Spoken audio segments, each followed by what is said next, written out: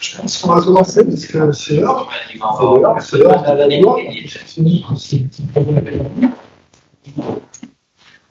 On va laisser la porte ouverte, comme ça, s'il y en a d'autres qui rentrent, on l'accueillera. Alors, moi, je n'ai pas le même sujet à vous proposer, je vais vous parler 52-50. Mais bon, ça fait plusieurs fois qu'on fait poser le thème, refusé, cette année, le thème, c'est là. Moi, je vais vous parler de la partie 52-50, plutôt en tant qu'administration. La représentation que je fais sur la partie. Je peux, au moins, pour un petit peu fermer la porte, ça peut bien sûr. Pas de souci. Pas de souci. Donc, l'idée de cette présentation, c'est que pendant 30 ans, on nous a expliqué que le 52-50, il n'y en aurait plus. On allait le remplacer par du client-serveur, on allait le remplacer par du Java, on allait le remplacer par du PHP, etc. Et quand on regarde la topologie des entreprises BMI, où le client moyen, c'est 3,7 qui travaille sur la partie BMI, c'est assez difficile de monter le style avec tout ça. Donc, il y a des gens qui ont essayé de comparer ici, il y en a qui sont dans le chemin, etc. Et dans tous les cas, on va être obligé de faire cohabiter un certain nombre d'applications 52-50, parce que c'est la partie la plus intégrée, c'est la partie la plus simple. Et l'idée de cette présentation, c'est encore une fois, il y a deux messages à faire passer, ce que je voudrais bien que vous reteniez. C'est premièrement, c'est pas parce qu'on fait du 52-50 qu'on est obligé de développer comme ça. On peut utiliser du programme de service, on peut utiliser du SQL service, et on peut utiliser la partie 52-50 que pour la partie restitution, c'est-à-dire la partie présentation, ce qui vous simplifiera si demain vous devez passer sur une autre interface, vous pouvez passer sur du PHP ou sur Node.js, ça vous simplifiera le truc. Et la deuxième chose que je voulais vous dire, si je vais vous dire, donc la première, c'est parce que vous êtes la deuxième, c'est vous allez être encore obligé de vivre avec, il faudra quand même essayer de sécuriser, de faire 2-3 choses de vos d'accord. Je vais vous faire passer. Alors, moi, je suis voilà. Vous me connaissez pas mieux. Si ça vous intéresse de me suivre, vous pouvez me suivre sur LinkedIn. On publie sur Gaïa. Il y a des news qui paraissent toutes les semaines. Vous pouvez me suivre. Des contenus intéressants. On est un des rares blogs où tout est en français et on a une activité régulière. Donc ça vous passe toutes les semaines. Alors, un petit mot sur Gaïa. Donc, Gaïa, on a essentiellement 3 activités. Donc, on est beaucoup plus connu pour la partie formation, et c'est le label Volubis qui le porte, puisqu'on a racheté l'activité formation il y a quelques années, et donc on a choisi de garder ce label-là parce qu'il est plus connu que nous. Donc, en termes de chiffres, on estime qu'aujourd'hui, on a formé pratiquement la moitié de la population en BMI en France. De 2 jours à 6 mois, mais ils sont passés par au moins plus de la moitié des développeurs IBM en France.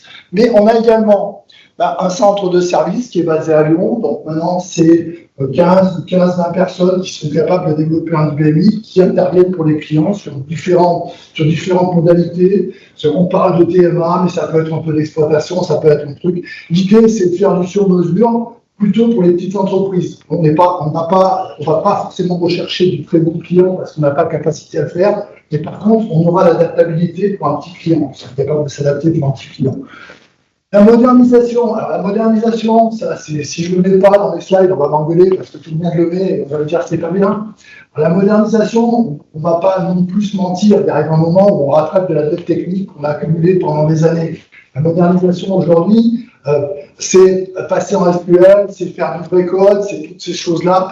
L'idée derrière la modernisation, pour moi, c'est essentiellement préparer les générations futures à avoir un code qui puisse être maintenable. Parce qu'on sait très bien qu'aujourd'hui, on a énormément de mal à recruter, on a du mal à recruter des ressources, et si en plus on leur donne du RPG2 qui est amical, ben derrière, on ne les gardera pas. Donc l'idée, c'est vraiment que nous, on puisse leur préparer le terrain en les aidant à moderniser.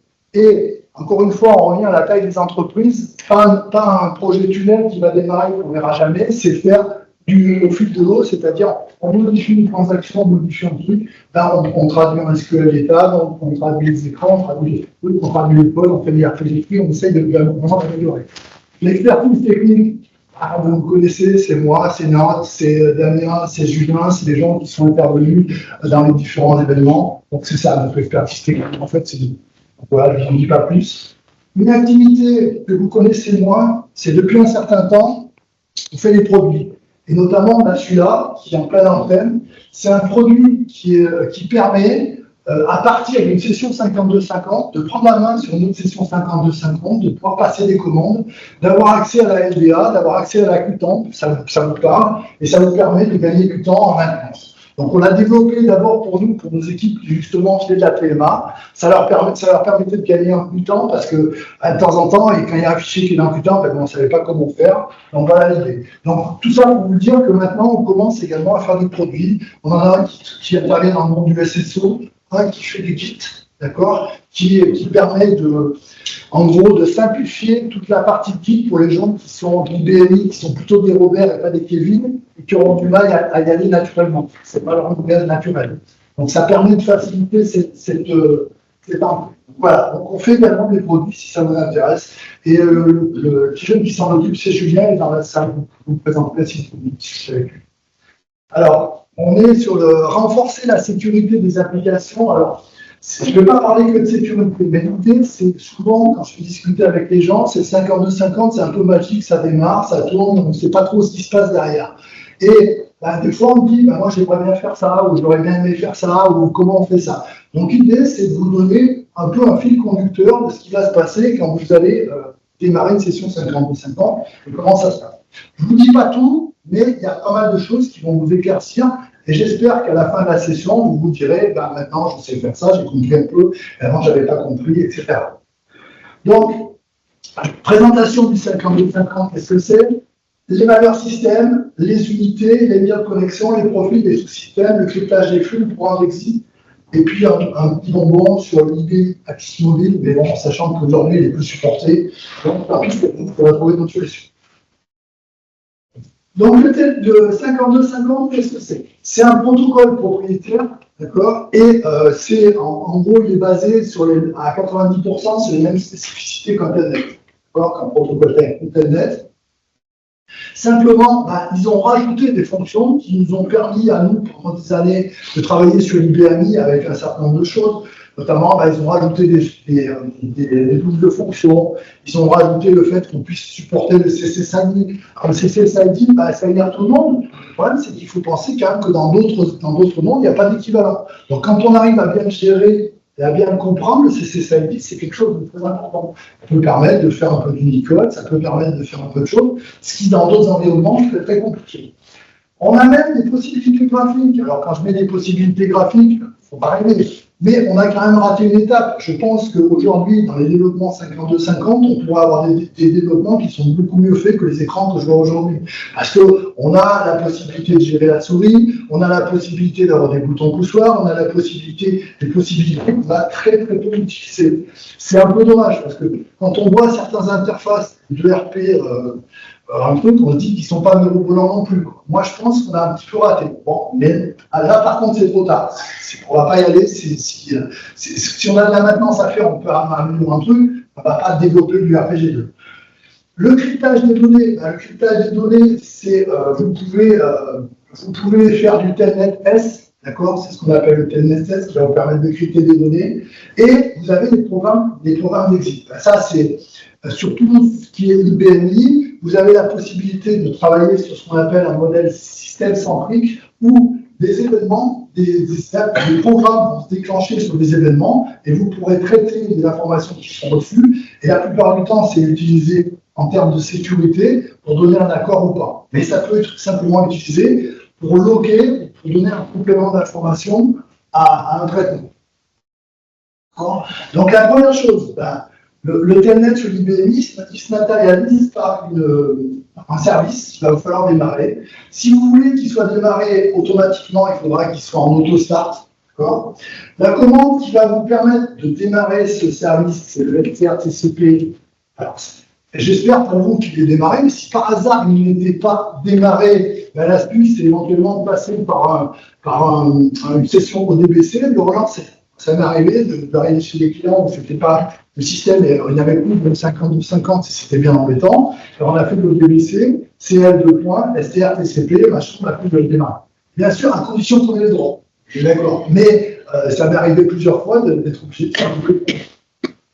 Ce protocole Telnet, il utilise justement deux protocoles, le protocole 23 tout est en clair. Donc ça veut dire quoi? Ça veut dire qu'avec un Wireshark ou un trace libre, vous avez un trace CMM de l'IBMI, vous avez les mots de passe en clair. Ce que ça veut dire derrière. Et enfin, vous avez la partie 992 qui est sur un port sécurisé. C'est la même chose, simplement, les informations vont être cryptées à l'intérieur. Vous ne verrez pas le mot de passe en clair. Il faut essayer de tendre vers ça. Vous avez, alors bien sûr, des petites requêtes SQL qui sont sympas, ce qu'avant on faisait par la commande SPNetStat, etc. Aujourd'hui, les services SQL, du coup, c'est en privé. Et vous pouvez, par exemple, vous avez deux requêtes qui vont permettre de suivre ce qui se passe sur Telnet. Et cette requête, elle est très intéressante, notamment quand vous allez passer en Telnet-S. Aujourd'hui, on peut passer progressivement, c'est-à-dire que vous allez commencer à mettre vos clients en Telnet, et puis si vous ne pouvez pas tout déployer, ou si vous en avez raté, ça va vous permettre de voir ceux qui ne sont pas encore en 992 et qui restent en 23. Ça va vous permettre de dire, tiens, Patrick, tu n'es pas passé sur tel PC, vas-y, faut aller cocher la case. Donc c'est ça l'idée. Donc il y a des services qui vont vous permettre d'analyser et de suivre ce qui se passe. Et petit aparté, donc encore une fois, bien sûr, c'est du Telnet derrière. Donc vous pouvez être amené éventuellement, si vous n'avez pas ACS ou si vous n'avez pas de client, vous pouvez télécharger un firmware, mais il existe un client Telnet normalement standard dans Windows. Simplement, dans les nouvelles versions de Windows, par défaut, il n'est pas activé. Donc, vous pouvez l'activer et vous aurez une session. Vous aurez une section Telnet. Donc l'idée derrière, c'est après, vous passez sur un environnement, vous avez cette vision-là, d'accord? Vous pouvez l'utiliser, vous pouvez vous connecter. La principale différence, c'est que vous n'aurez pas de graphique, vous n'aurez pas les options graphiques à l'intérieur, et vous manquera des trucs de fonction, ça c'est un petit peu plus embêtant. Mais ça peut, et puis vous voyez, il ne supporte pas le CCSID. Mais ça peut vous aider, encore une fois, on est dans un mode panique où le ACN, s'il est en vrac, ou le service n'est pas démarré, où il y a un truc, c'est une solution de repli qui permet de se connecter. Puis, tu peux passer 3 commandes, ça ne vaut pas grand-chose, mais ça permet des fois de se sortir d'embarras. Voilà, usage d'appoint, ça peut assez à connaître. Je vais vous parler un petit peu des valeurs système. Je ne vais pas vous parler de toutes les valeurs système, mais je vais essayer de vous présenter les principales qui influent sur la partie 5250. La partie 5250, il y en a plusieurs qui concernent les configurations des unités.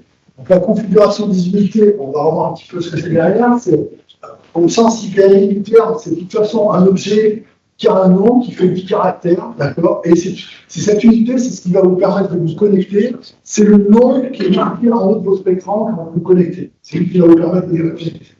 Alors, il y a plusieurs manières de faire. Il y a des sociétés qui vont imposer un nommage, d'accord? Un nommage, c'est par exemple, ça va permettre d'administrer par lieu ou par service. Donc, on va dire, mes écrans, ils s'appellent LIO 01.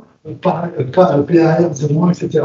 Ce qui permettra, on va voir plus tard au niveau des rattachements de vous avoir, mais on peut, par défaut, demander une autoconfiguration.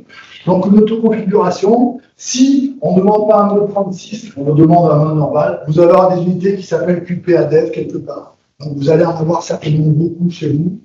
Alors, sinon, vous pouvez choisir également au moment de l'émulation. Le conseil que je vous donne, c'est évitez quand même d'être à vos max, parce que vous pouvez avoir une prolifération d'unités, et de temps en temps, ça vaut le coup de faire un petit coup de ménage.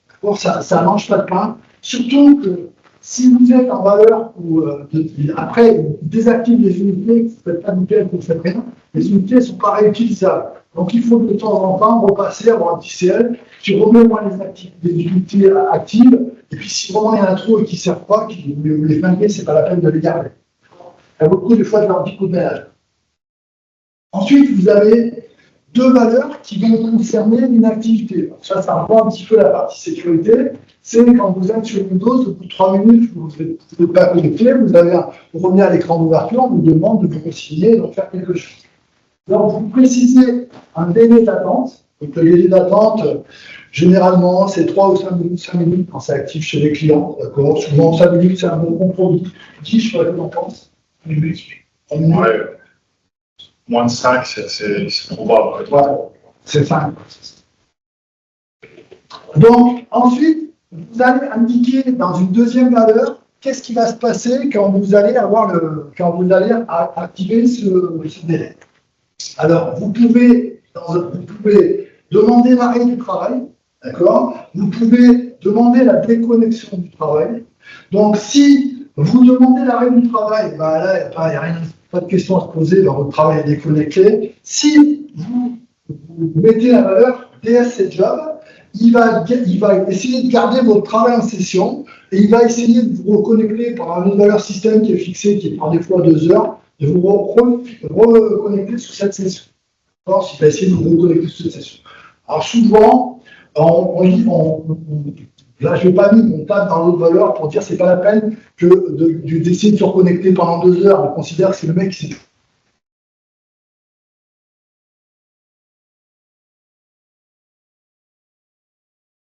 Parce que ça va garder la contention du déverrouillage. Donc, ça peut être intéressant de jouer là-dessus pour le faire. Question. Dans les commentaires, on voit ça. C'est pas plutôt un DSCJob et pas un job. Le job se regarder aussi longtemps. Si, par exemple. On dirait que celui qui a fait la place, c'était pas très bien réussi.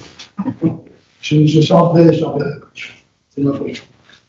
Et enfin, il y a une troisième méthode. La troisième méthode, c'est en gros, ça va envoyer un message dans une file d'attente. Et si vous êtes un peu démerdard, vous pouvez avoir un programme style Watcher qui va analyser ce message, d'accord, et qui pourra produire une action, sur votre session, sur votre travail. L'idée étant derrière que vous produisez ce qui se passe dans le monde Windows, vous demandez de ressaisir le mot de passe. Et à ce moment-là, vous ne quittez pas la session, vous ne quittez pas le mec qui doit ressaisir son mot de passe et prendre son écran. À noter donc, que c'est une API qui permet de contrôler tout ça, et vous pouvez éventuellement, même dans les sessions 52-50, quand vous avez des informations un peu sensibles, redemander la saisie du mot de passe à un utilisateur. Ça vous permet de contrôler que le petit gars qui est devant son écran, c'est bien le mec qui doit y être. C'est pas, il y a un mec qui est parti.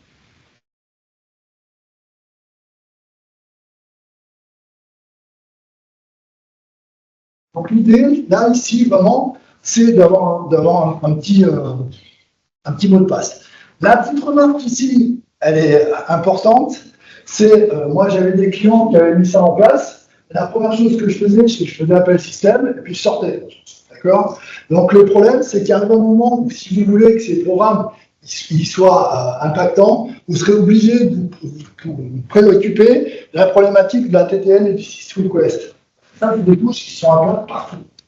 En fonction de comment vous avez paramétré, elles sont à plat partout. Et il arrivera un moment, si vous ne voulez pas que le mec il réponde à un message, ou si vous ne voulez pas que le mec il sorte de cet écran de verrouillage, vous serez obligé de traiter ce phénomène.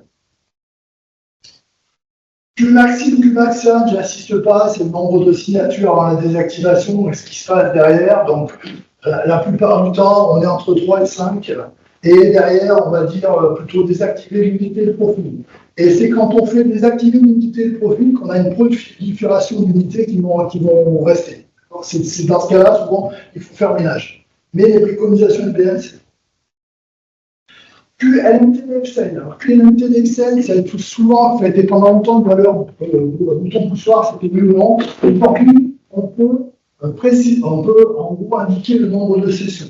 Là, il y a les bonnes pratiques qui vous imposent l'application dans votre boîte, c'est est-ce que vos utilisateurs sont suffisamment indiqués pour travailler sur 2 écrans sans se verrouiller et vous appeler? C'est ça le problème. Hein. Parce que souvent, les applications ne sont pas très bien gaulées, donc on va essayer de limiter à une session pour pas qu'ils se verrouillent et qu'ils nous appellent.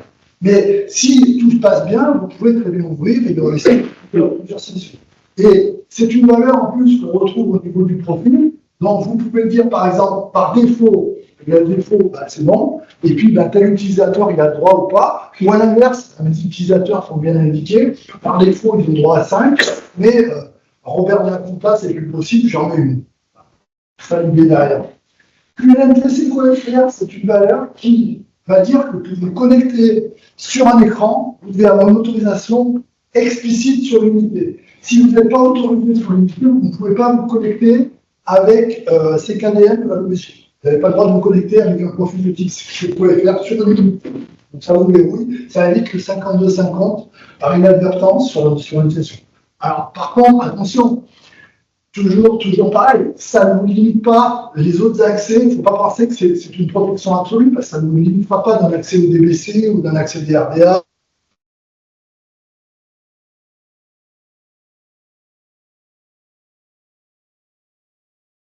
Mot de passe, d'accord. Alors, il y a plein de valeurs sur les mots de passe, je ne vous les fais pas en détail. Vous avez en gros à peu près, je ne vais pas dire à l'ISO, parce qu'à chaque fois il y a une petite différence entre le monde Windows et le monde du BMI, mais vous avez en gros le nombre maximum de caractères, minimum de caractères, si vous pouvez mettre des minuscules, si vous ne pouvez pas en mettre 2, si vous pouvez en mettre 3, etc., etc. La plus impactante, bien sûr, c'est QPWLBL. QPWLBL va dire en gros, si vous êtes en mot de passe à 10 ou à 128. D'accord ? Si vous êtes à 10, donc on est à l'ancienne méthode, il n'y a pas de différenciation majuscule-minuscule. Si vous êtes à 128, évidemment, vous n'allez pas utiliser une 128, mais ça vous permet d'avoir des mots de passe longs qui sont compatibles et assez similaires. Et ça vous permettra de mettre à peu près la même règle de gestion que vous voyez dans le monde Windows. Donc l'idée est vraiment de passer sur le 128. D'accord ? Astuce que j'ai fait pour un client, alors pas pour l'intégralité de ses utilisateurs, mais vous pouvez très facilement, dans un craquant de 50, puisque vous avez la fin, vous programmez vous-même un MFA ou vous redemandez la saisie d'un autre mot de passe. C'est-à-dire que le mec, il arrive sur le truc, mais c'est de l'atelier, ou c'est un peu loin, tu peux contrôler parce que c'est un stagiaire. Ben, tu peux très bien avoir une application qui lui envoie un mot de passe par SMS qui va lui permettre de ressaisir, et soit il a un SMS, soyons pas. Toujours même problématique, il vous faudra protéger ATTL et sysrequest, sinon le mec qui fait appel au système, il continue. D'accord ? Donc l'idée est là derrière. Donc on peut très facilement, peut-être plus facilement que dans d'autres protocoles, en mettre en place un MFA si vous voulez. Donc, à leur système, QATL, PGM, on va la retrouver, c'est le programme qui est associé à la ATTL. Les jeux de caractères graphiques, vous les retrouvez également sur les unités. En gros, c'est ce qui va vous permettre de savoir dans quelle langue vous allez taper. Donc, j'assiste pas, et ça peut être important. Des fois, c'est des valeurs qu'il faut regarder dès que vous commencez à avoir des caractères un peu exotiques qui ne correspondent pas forcément. Des fois, il y a une mauvaise définition. QDSP sign, c'est l'information quand vous vous connectez qui va vous donner les informations de la dernière signature. C'est pas intéressant d'avoir pour tout le monde, mais ça peut être intéressant peut-être de le mettre sur certains profils sensibles, comme QCPFR, etc. Ça vous permettra de, si vous voyez qu'il y a un mec qui a tenté 2 fois de se connecter et que c'est pas vous, peut-être qu'il y a une envie. Ensuite, une qui est un petit peu particulière, c'est QALO. Je ne peux pas arriver à la dire, donc vous la direz vous-même. Qui permet d'interrompre les travaux. D'accord ? Celle-là, c'est celle qui va vous permettre de passer une commande sur un travail distant. C'est celle qu'on utilise dans GRMT 5250, bien sûr. Et en gros, elle va vous permettre d'avoir une action sur un travail distant, par exemple de déclencher un travail pour justement déclencher un travail dans la gestion. Alors, ça peut être assimilé à une faille de sécurité par certains, etc. Mais il faut savoir quand même que le mec qui est rentré sur votre IBMI, qui en est à passer par là pour faire un truc, il y a longtemps qu'il aurait fait un DLT-Q6 et que votre système l'aurait mis à plat. D'accord ? Donc c'est pas vraiment une faille. Après, ça ne veut pas dire qu'il faut pas suivre, qu'il ne faut pas regarder ce qui se passe, mais c'est un fort humain. Le niveau d'assistance. Au niveau d'assistance, il n'y a pas d'impact au niveau de la sécurité, c'est juste, sur toutes les commandes work, vous avez différents niveaux. Vous avez 3 niveaux. Le niveau basique, généralement, qu'on pose aux utilisateurs. Le niveau intermédiaire qu'on va mettre au mec qui démarre un truc. Puis généralement, on est plutôt intermédiaire. Ça va, c'est pas un lien à la sécurité. Vous pouvez le changer à tout moment. C'est une valeur qui va vous permettre, quand vous êtes sur le work, un work SPLF, un work RQ, n'importe quoi, vous pouvez faire F21 et ça va vous changer les informations qui sont à l'affichage. Ça ne vous donne pas des droits particuliers, c'est juste une présentation. Ensuite, sur les profils. Sur les profils, vous avez le password. Alors, le password, une des différences qu'il y a au niveau du password entre la V7R5 et la V7R4, Avant, le password était donné avec le nom du profil utilisateur. Maintenant, avec STR5, les profils sont créés avec étoile non. C'est-à-dire qu'ils sont créés sans profil utilisateur. Vous ne pouvez pas vous connecter par défaut. Vous serez obligé de repasser dessus. Ensuite, vous avez le status. Le status enable, disable, ben, bien sûr, qui vont vous permettre d'ouvrir une session 5250 ou pas. Encore une fois, ça ne concerne que le monde 5250. Il y a beaucoup de protocoles qui ignorent ce contrôle-là. Ce n'est pas une protection. Est-ce que c'est possible de limiter justement le enable à une plage horaire? Oui. Oui, c'est possible. Il y a un planning de Activation, désactivation des profils. Envoie-moi un mail, je te donc, le niveau d'assistance aussi. Le niveau d'assistance, c'est la même chose, ça me renvoie à la valeur que j'ai vue tout à l'heure. C'est que simplement, tu peux les définir au niveau du profil. C'est-à-dire, encore une fois, quand vous mettez en place des choses, vous avez intérêt à agir par exception. C'est-à-dire, valeur système, on met le cas le plus commun et le profil, l'exception, on le traite sur l'élément. Vous connaissez tous le programme initial et le menu. Alors, des fois, il y a une petite confusion que vous faites entre un programme initial et un menu. Ben, un programme, c'est quelque chose que vous appelez par un call, et un menu, c'est quelque chose que vous appelez par un.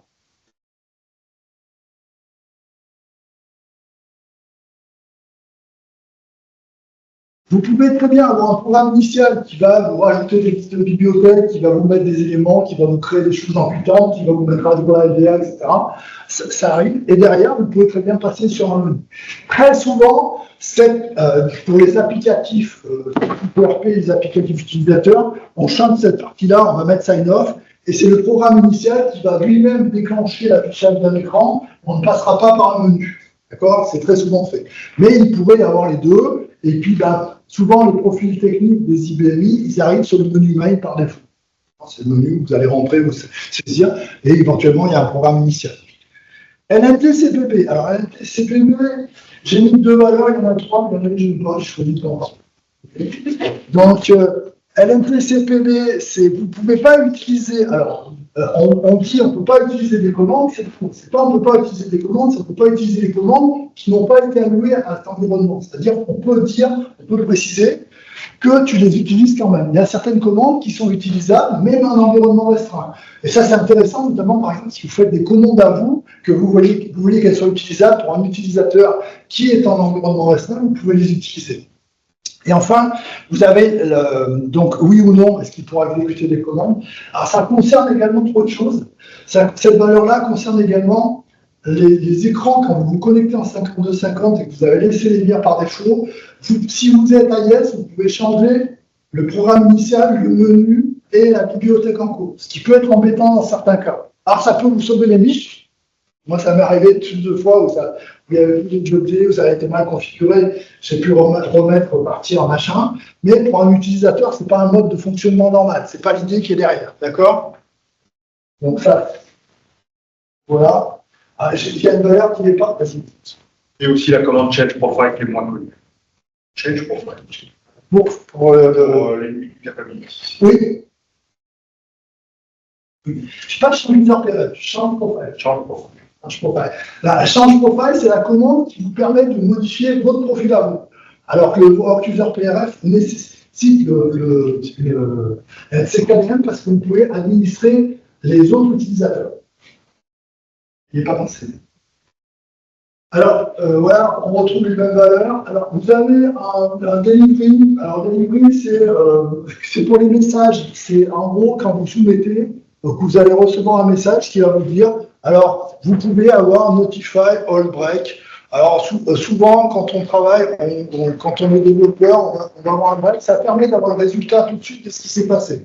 Alors, attention, par contre, c'est le premier, si vous avez plusieurs sessions, on a vu tout à l'heure que sur session, ça marchera que pour le premier. C'est vraiment que pour le premier. Ensuite, vous avez l'ATN PGM. L'ATN PGM, c'est le programme qui va être caché derrière la touche ATN. Donc, vous, encore une fois, vous pouvez en mettre un global au niveau du système, mais vous pouvez très bien vouloir que le service comptabilité, que le service paye, ait un service particulier pour aller voir un spool, pour exporter un PDF, pour voir un truc. L'idée, c'est ça derrière.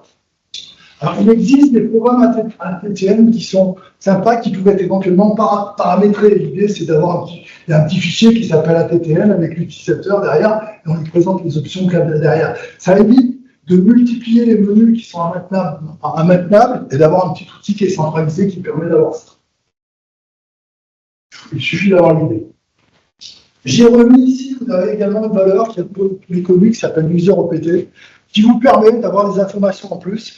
Notamment celle-là qui est rigolote, c'est quand vous rentrez sur une commande, en fait, c'est une touche alternée. Est-ce que vous aurez par défaut le texte ou est-ce que vous aurez par défaut le paramètre? D'accord? Donc vous pouvez la changer à tout moment quand vous êtes dans la commande, mais l'idée c'est de se dire, ben moi je suis plus à l'aise avec le nom des commandes ou pas. Donc souvent quand on fait du développement, on préfère avoir le nom des paramètres et c'est pas la valeur par défaut, donc on revient dessus. Le helpful, il concerne un langage qui s'appelle UIL, qui est un langage qui est très puissant, qui permet très simplement de mettre de l'aide dans les écrans 52-50, puisqu'en gros, c'est un petit peu un HTML du pauvre, hein, qui va vous permettre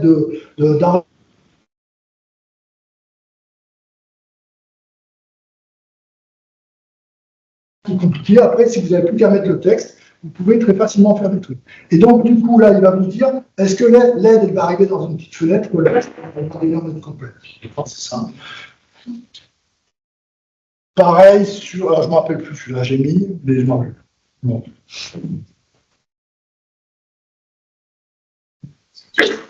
Alors, vous avez bien sûr la possibilité de faire tout ça par 52-50, si vous êtes en Robert.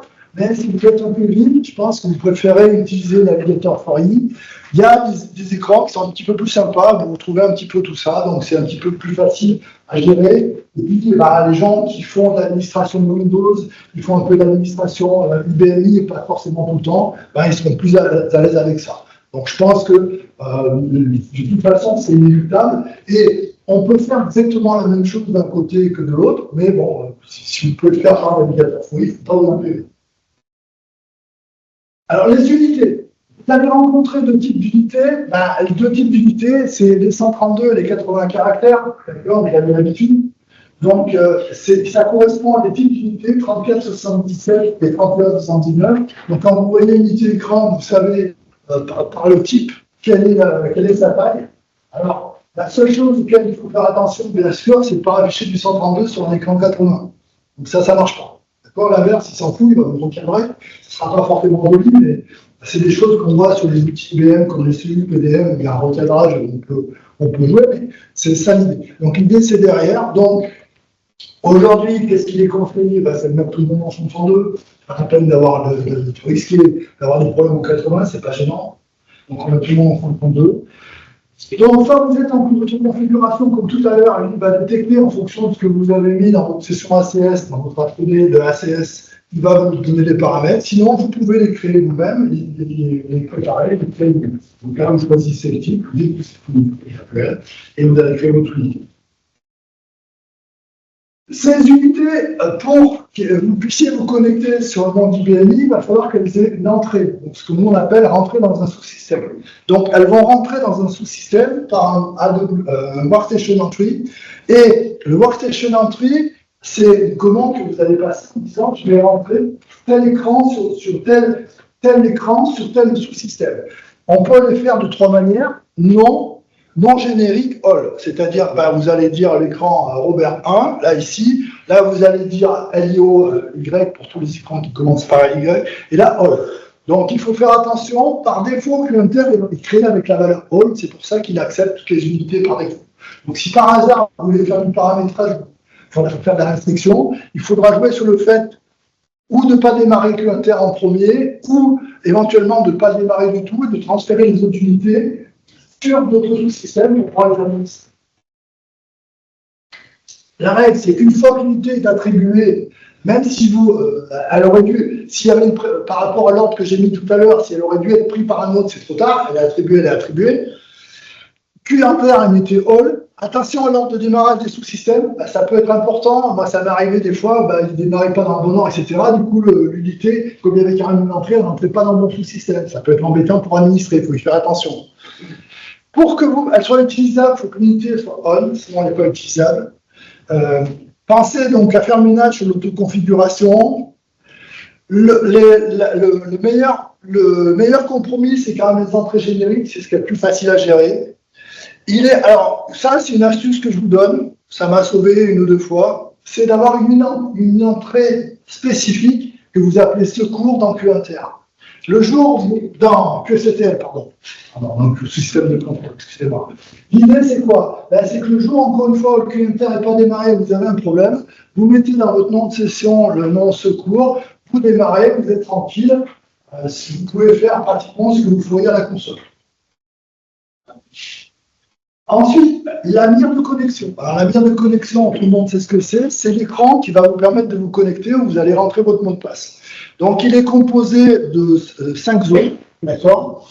Il est composé de 5 zones. Donc, c'est ce qu'on appelle un DSPF, en termes de développement, vous avez l'habitude de voir. Vous avez le source, par défaut, il vous en fournit un.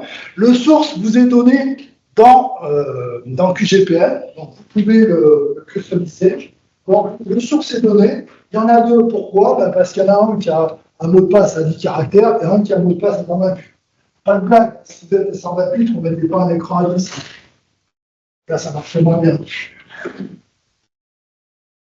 Donc, quand vous connectez, alors, vous avez une mire de connexion qui est décomposée en deux. Alors, la première, c'est l'acceptation des licences. C'est plus géré par... Vous ne l'avez pas forcément. Par exemple, sur un telnet, vous ne l'aurez pas. Si vous prenez un Mochasoft ou n'importe quoi, un autre telnet 5250 qui n'est pas ACS, vous ne l'aurez pas. Celui-là, c'est un comptage de licences. Et la petite astuce, souvent, ce qui est fait, c'est pour éviter d'avoir à se renseigner une fois ici et une fois sur la mire qu'on a vue, c'est de dire, je vais matcher les deux ici. Donc souvent, dans les applications, on trouve ça. Je fais bouger. Il est tactile. L'écran est tactile. Alors, pour customiser les mires, c'est pas compliqué, mais ça peut être sympa d'avoir une mire un petit peu plus sympa que ce qu'on a. Alors, on n'est pas obligé de faire. On peut même faire un petit fonctionnement. C'est l'occasion de faire un petit dessin ou un truc, un peu comme ce qu'on fait dans la ski art, on fait le BCD carte. Alors, les règles, c'est que vous ne pouvez pas changer l'ordre des zones. Pas de blague. Vous ne pouvez pas supprimer des zones. D'accord? Par contre, l'idée, c'est si vous ne voulez pas qu'elles apparaissent, c'est très con, vous leur mettez un indicateur que vous n'activez jamais, la zone n'apparaît pas. D'accord? Du coup, elle apparaît pas. Donc, après, alors, l'idée, c'est pas d'aller taper. Alors, la première chose, il ne faut pas aller taper dans celui qui est dans Q6. Vous le laissez tranquille, il peut toujours servir. Celui-là, il ne faut pas aller bricoler celui-là. Par contre, ce qu'il vous faut faire, c'est vous en créer un à vous, et puis aller l'affecter sur votre système au moment où vous l'avez fait. Donc, ce qui vous permettra d'avoir la mire que vous voulez. Petite astuce, si vous voulez avoir la problématique, c'est que vous avez créé un écran fichier, parce qu'on a vu. Si éventuellement vous voulez avoir un texte variable, pour dire, je sais pas, il y a des frites à la cantine, c'est le jour de saisie du CRA, bonne fête à tous les Benoît, etc., etc. Vous pouvez très bien avoir un drawback, et là, il faut utiliser l'astuce suivante, qui va consister à dire, on va utiliser un fichier message, d'accord? Donc, c'est les messages que vous connaissez comme les MSGID ou MSGCron, dans le cas présent, c'est un MSGID. Donc, vous définissez votre texte par un écran, vous définissez ça dans le message, et du coup, ça vous permet d'avoir cet affichage sur la mire. Donc, c'est une astuce, ça permet d'avoir un message quand la personne va se connecter, attention, on va basculer en PRA, attention, etc. Ça vous permet d'avoir un premier message d'avertissement à la connexion des utilisateurs. Donc, c'est dans le sous-système que vous allez l'indiquer, d'accord? L'écran de mire, c'est le paramètre qui est indiqué dans le paramètre SGN-DSPF, quand vous faites la commande CRT SBSD. Ensuite, les unités d'écran, vous les indiquez par la commande WSE, d'accord? C'est le paramètre WorkSTL dans la commande WSE. Et c'est là que vous pouvez indiquer un nom générique, un nom complet ou partie, mais c'est pas conseillé. Alors, il y a également la notion de pool mémoire que je vais essayer d'expliquer. Alors, quand vous rentrez on confond souvent le sous-système et le pool mémoire. Le sous-système, il est là pour justement avoir une entrée, donc il va prendre votre WSE, il va l'accueillir à l'intérieur, après, il va essayer de le placer dans une mémoire pour qu'il puisse exécuter. C'est ce qu'on a.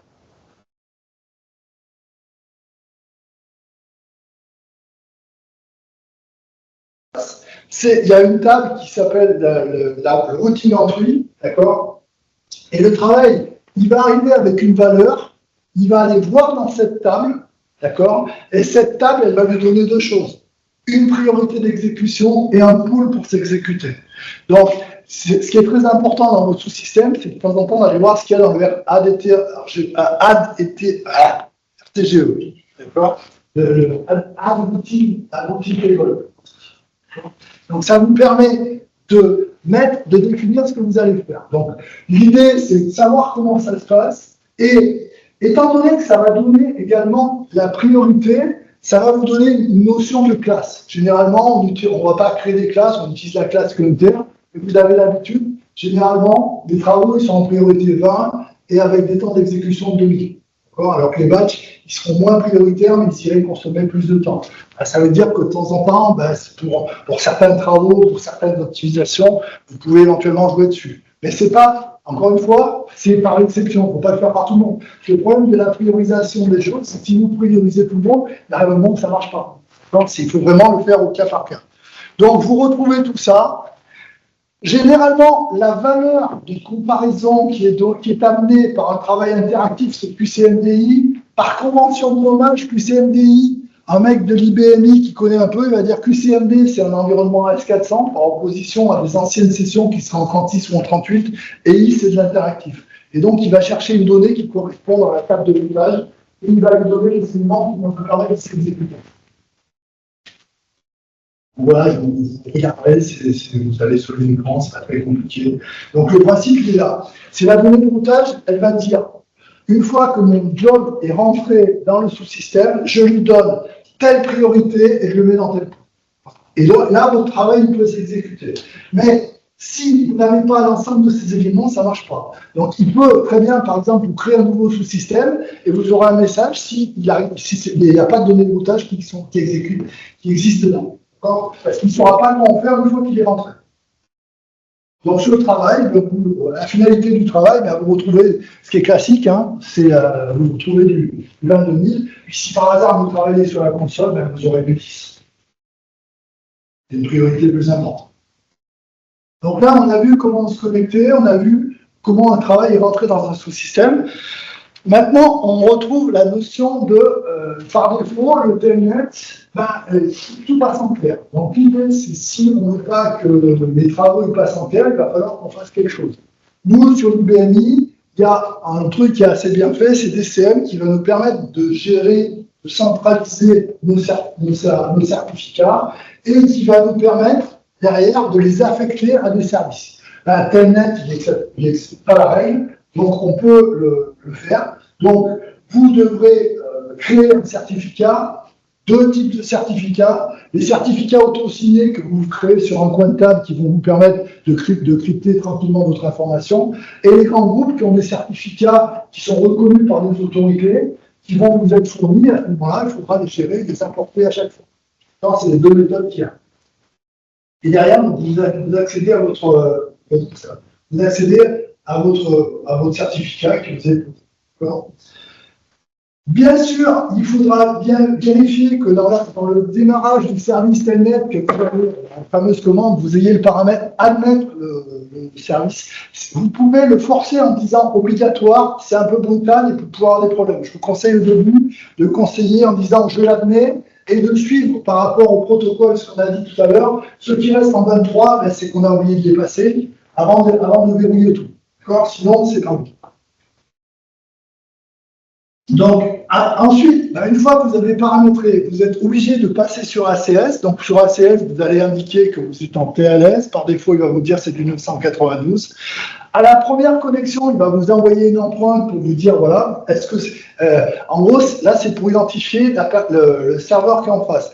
Est-ce que vous êtes bien d'accord pour se connecter sur ce système? C'est bien ça. Alors, généralement, on ne réfléchit pas, on clique dessus, mais normalement, s'il nous est envoyé, c'est qu'on est censé le lire et vérifier que c'est bien l'UBMI qui est en face et qu'on ne part pas à l'autre bout de la planète sur un truc qui n'a rien à voir. C'est ça l'idée qui est derrière. Et comment ça se matérialise quand vous êtes dans votre session, vous avez un petit cadenas en bas qui est ouvert ou fermé.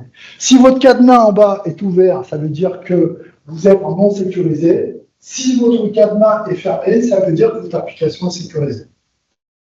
Ensuite, le problème, c'est souvent ce que moi j'ai vu chez les clients.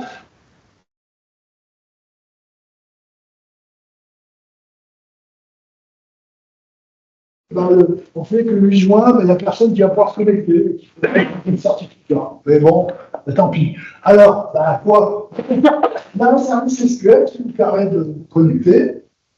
Si vous êtes en administrateur, vous pouvez le faire passer en étant même sans mot de passe, et il vous permet, si vous passez le temps, d'avoir tous les certificats qui vont être faits dans le mois. Et l'idée, c'est encore une fois d'anticiper un peu et d'essayer de se dire, je vais changer mon certificat. Encore une fois, ni mieux ni plus mal, la même politique que vous auriez fait sur Windows. D'accord? C'est exactement la même chose. Le certificat a changé, je change.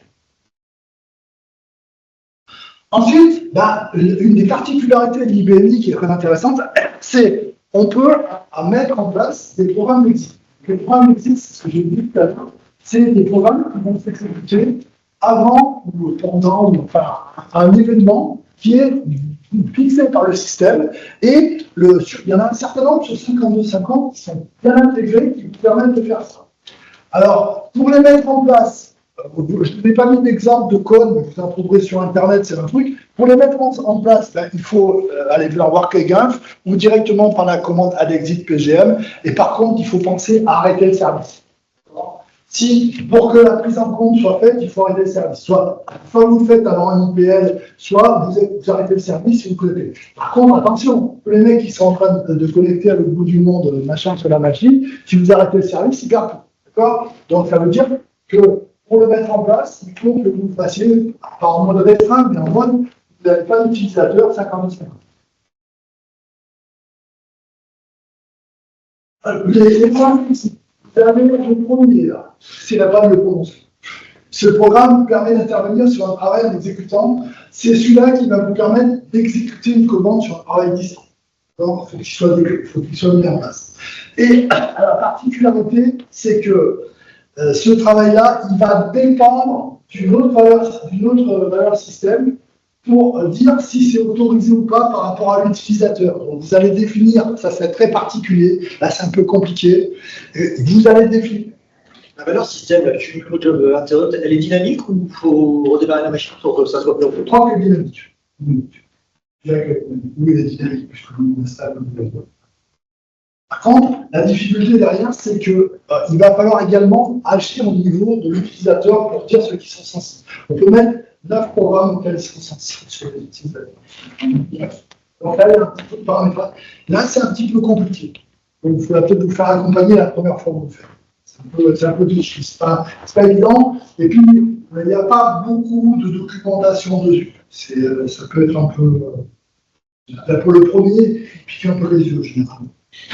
C'est toujours la même structure, c'est un paramètre pour dire oui ou non. Il n'y a rien de génial. Mais la première fois, il faut trouver, machin, il faut interpréter parce que on a pensé que, mais lui, il ne pense pas comme ça, machin. Et puis, généralement, on pose la question à un copain qui l'a déjà fait, machin, ça se fait. Ensuite, vous avez la commande qui va dire est-ce que vous avez le droit de répondre à un message ou pas. D'accord ? Alors là, la commande pour répondre à un message, c'est celle qui va permettre, par exemple, quand vous avez un message qui arrive dans l'interactif, le mec il fait I ou il fait ignore ou il fait cancel, le problème c'est que des fois, dans certains cas, c'est sensible et vous ne voulez pas qu'il réponde. Donc l'idée, c'est de vous dire, vous allez envoyer un message, et vous allez lui dire, bon, je te laisse le faire. D'accord ? Donc souvent, encore une fois, le programme existe, c'est lui qui va prendre la main, et là, vous allez prendre la main pour envoyer une non-autorisation de quelque chose. Donc celui-là, vous pouvez l'utiliser. C'est dans le cas où vous avez des applications interactives, vous ne voulez pas que les utilisateurs puissent répondre. Par contre, attention, je vous en garde, si les utilisateurs ne peuvent pas répondre, il faut vraiment qu'ils puissent joindre quelqu'un pour qu'ils ne restent pas bloqués. Donc, parce que sinon, ça va faire n'importe quoi. Vous avez un effet de bord, j'ai un client qui a voulu le mettre, c'est un effet de bord qui n'est pas forcément bon. D'accord ? Donc l'idée, c'est, si vous choisissez ça parce que c'est sensible pour vous, il faut que, encore une fois, vous puissiez peut-être le cibler dans votre programme d'exit à certains utilisateurs et que derrière, le mec qui a un problème, il y a quelqu'un qui lui répond, sinon, soit il va planter sa section, ça va faire n'importe quoi, soit il va pas être content et vous allez vous faire engueuler. Enfin, voilà. Le deuxième, c'est un peu la même idée, c'est lui, carrément, il va indiquer une réponse par défaut. Enfin, je sais pas, fichier plein, ben on a grandi. À ce moment-là, mettez plus de taille, les gars. C'est pas la peine de mettre tout le temps. Non, mais l'idée, c'est ça. C'est un message qui arrive dans une application exotique, il fait planter une imprimante, on la redémarre, machin, un truc comme ça. C'est ça l'idée qui est derrière. Donc, on répond automatiquement à un message. Même chose, vous allez faire un petit programme qui va dire si c'est tel message, tel utilisateur, tel truc, etc. Vous allez répondre plein de choses. C'est vous qui choisissez ce que vous mettez derrière. Ça, c'est les deux petits programmes qui sont associés à la fiche ATTL. D'accord ? Et là également, il va falloir indiquer ceux qui sont assujettis. Ça veut dire, est-ce que vous allez protéger en fait, c'est la même derrière, c'est le même programme exécutif qui fait les deux. Vous allez dire, en gros, est-ce que le mec il a le droit de faire ATTL? Est-ce que le mec il a le droit de faire system request ou pas? L'idée, c'est quoi? C'est que si vous renvoyez un mot de passe à un écran que le mec il doit saisir un mot de passe, il ne faut pas qu'il puisse faire appel système 1. S'il fait appel système 1, il passe le contrôle et il continue. D'accord? Donc, ça, c'est une valeur à mettre à place. C'est qu'on veut monter un peu la sécurité et que notamment, on a des reçus de mots de passe. C'est important que le mec ne puisse pas faire appel système 1. Alors, par contre, le risque, c'est qu'il faut faire attention parce que souvent, c'est des valeurs dynamiques. Le mec, on lui force à faire le contrôle, donc on va forcer la valeur pour dire, on n'a pas le droit de le faire, mais il faut penser à l'enlever. Parce que la prochaine fois, quand il aura un vrai appel à système 1 dans un query, sinon il va vous emmerder. D'accord ? Donc il y a une vraie gestion à avoir derrière. C'est soit le mec, il n'a jamais eu le cas, et c'est très rare, soit on veut vraiment lui mettre ponctuellement, et ponctuellement, il y a une action par API pour faire, il n'a pas le droit de le faire. Et par contre, il ne faut pas oublier de l'enlever derrière, sinon le mec il n'aura jamais le droit de faire appel systémique. Ça peut être plus embêtant. C'est un peu tout aussi intéressant. Vous avez intérêt, vous allez faire une présentation, vous avez intérêt à vous outiller. Ça, c'est des outils à nous, mais ça existe. En gros, l'idée, c'est derrière. Là, par exemple, ici, AR, elle aura le premier programme qui sera déclenché pour elle, d'accord? Et on le déclenche ici, on le met en paramétrage ici. Donc, ça veut dire que quand elle va déclencher son appel système, ça rappellera le programme. Mais ça ne concernera que ceux qui ont cette deuxième valeur-là ici. D'accord ? C'est un peu particulier à gérer et c'est pas très évident. Au début, on a un peu galéré. Mais ça se fait. En gros, il faut savoir qu'il faut agir à deux endroits. Au niveau du système pour dire ce qu'on met en place et au niveau de l'utilisateur pour dire ceux qui sont concernés par la mise en place de notre déploiement pour le verrouiller. Pour le verrouiller, généralement on l'utilise pour verrouiller, mais encore une fois, on pourrait l'utiliser pour faire autre chose. Le revamping, alors le revamping, c'est quoi? Le revamping, c'est l'opération qui consiste à dire on a du flux 5250, c'est pas très propre, on va essayer de le mettre dans le web. Il y a différents technos qui ont été faits, vous avez différents éditeurs, vous les voir. Le seul conseil que je peux vous donner, si vous voulez passer sur le revamping, c'est de bien faire un POC avec tout ce qui convient, donc d'essayer d'identifier dans votre application ce qui est important et qui est significatif, et de leur proposer de traduire ça dans leur POC. Parce que l'idée, c'est pas... Parce qu'on va arriver systématiquement, on a des commerciaux en face qui vont vous proposer des choses qui sont super belles, mais qui ne correspondent pas forcément à votre besoin. Donc ce qui est important, c'est quand on fait un POC pour faire du revamping, c'est d'être sûr d'avoir dans ce POC les éléments qui vous intéressent, les éléments qui correspondent à votre cas à vous. Et il faudra choisir en fonction de ça. Après, bien sûr, il y aura les coûts, ça vous intéresse. D'accord ? Mais ça peut être là-dessus. Alors, la petite aparté que j'avais fait, c'est que pendant un certain temps, on avait un produit qui était bien sympa, c'était le 5770 X2 qui était livré et qui permettait de faire qui était gratuit puisqu'il était livré avec l'OS, enfin, il était livré. Il était téléchargeable, il fallait le livrer, il fallait le paramétrer. Il n'arrivait pas comme ça quand même. Mais il n'y avait pas de coût. C'est-à-dire qu'on ne s'adressait pas à un éditeur tiers. IBM le fournissait et on pouvait le gérer à l'intérieur. Donc c'était un petit produit. Il se présentait comme ça. D'accord ? Donc je vous ai mis la page pour éventuellement le récupérer. Alors, il n'est pas garanti. Et moi, sur une V7R5, je n'ai pas réussi à le faire marcher. D'accord ? Sur une, il marche, l'autre, il ne marche pas. Et le problème, c'est que le point service, ils m'ont dit en gros que comme c'était pas mal, il fallait que je le débrouille. C'est ça l'idée qui est derrière. Donc, ça ne fait pas arriver, c'est un peu dommage parce que c'était un petit produit qui était sympa, qui permettait donc de se connecter. Donc, on avait, une fois qu'on l'avait paramétré, qu'on l'avait démarré, donc ça démarrait une session Apache, il n'y a pas de mystère. Puis derrière, vous arrivez sur un premier écran comme ça, qui vous demandait le système auquel vous voulez vous connecter, le port, la page de caractère, l'utilisateur, etc. Vous avez les informations. D'accord, il y aurait la connexion ou pas.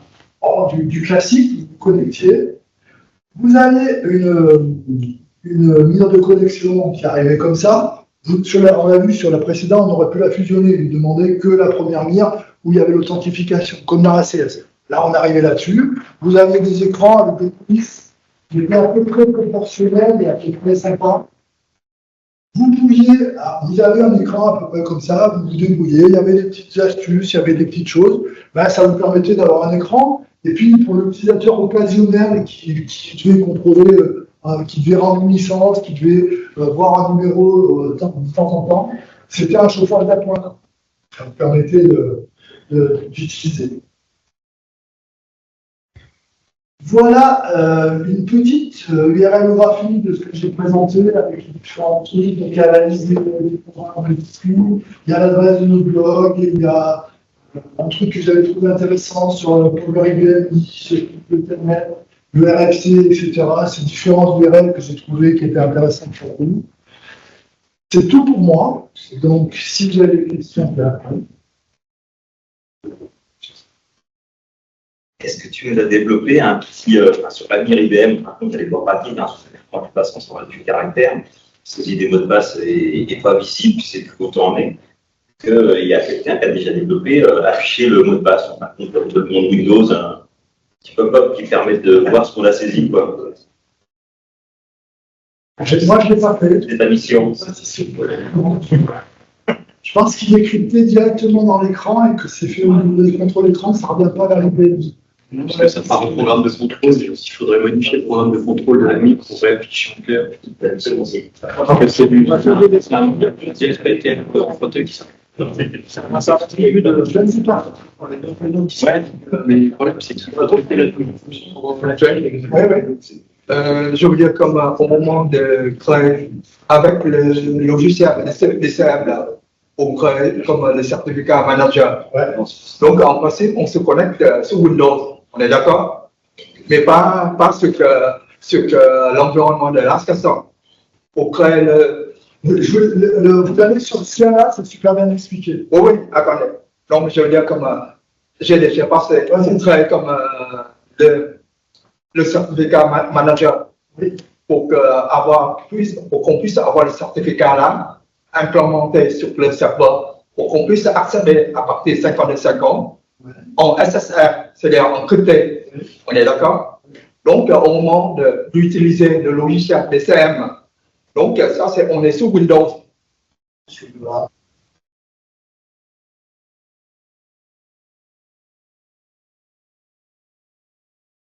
le Comme graphique, j'en avais du temps. Oui, d'accord, mais navigateur, non, mais je veux dire, comme on est sous Windows. Parce que je me souviens, c'est à l'époque, sous Windows. Donc, moi, j'ai un profil admin. Mais supposons que, par exemple, on enlève le profil admin sous Windows, je parle, c'est un profil user lambda. Est-ce qu'on peut créer comme le digital avec le logiciel là, de 1 juste à 0? Non, pour avoir droit à DCM, pour moi, il faut que c'est KVM, mais c'est KVM, tu n'as pas le droit de dans. C'est indépendant Windows, en fait. C'est bon, mais je parle. Je ne vois pas le lien. C'est indépendant Windows. Je ne vois pas le lien avec Windows. L'interface web, c'est hébergé sur Drive BMI. Oui, mais d'accord, l'interface web aussi. Mais de toute façon, quoi que l'on soit, il me semble, il y a une couche au-dessus, c'est quand tu passes par le réseau. Donc, tu es obligé à utiliser un profil Windows. Mais si, par exemple, si tu as un profil Windows, mais tu n'as pas un profil admin, il me semble, ça ne marche pas. Peut-être que le profil BMI, Ça dépend de la configuration. La problématique, elle peut vous dire éventuellement de la section si tu as vu du single sign-on ou des choses comme ça. Oui, il y a un match. Les utilisateurs de ton LDAP, ça te renvoie dans ton XBMI. Et sinon, je ne vois pas. Ce que tu fais, c'est si tu as le problème, tu m'envoies le truc publiquement, parce que après, vraiment, c'est pas de problème. Oui, mais c'est bizarre, c'est que j'ai remarqué que, par exemple, l'année dernière, il y a un profil sur Windows, hein, je parle, avec le profil, par exemple, Windows, je ne pas ça.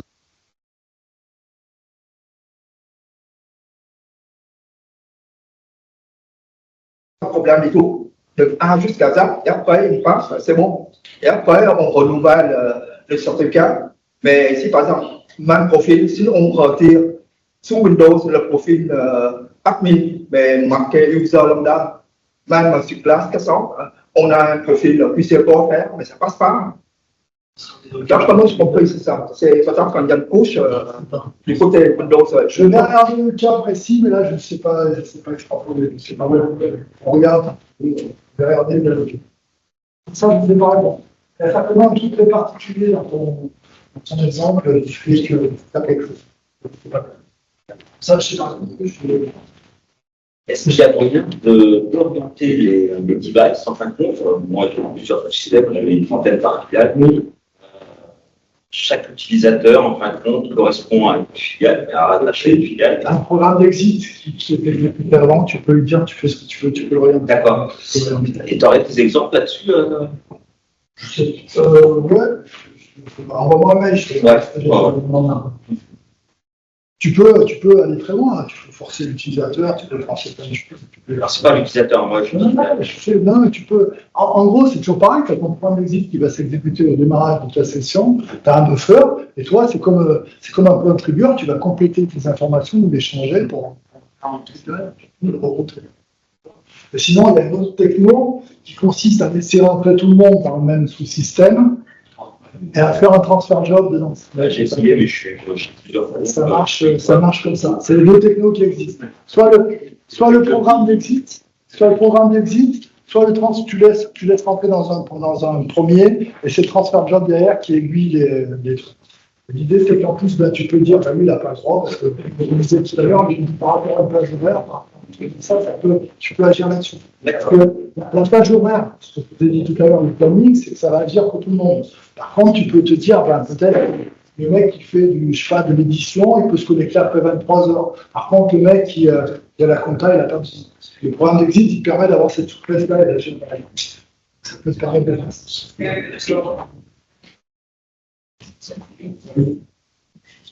J'espère que ça vous a appris 2 ou 3 choses, que ça va vous affixer l'idée. Vous récupérez les présentations, il y a tout dessus. Si vous avez besoin de rien, vous m'appelez.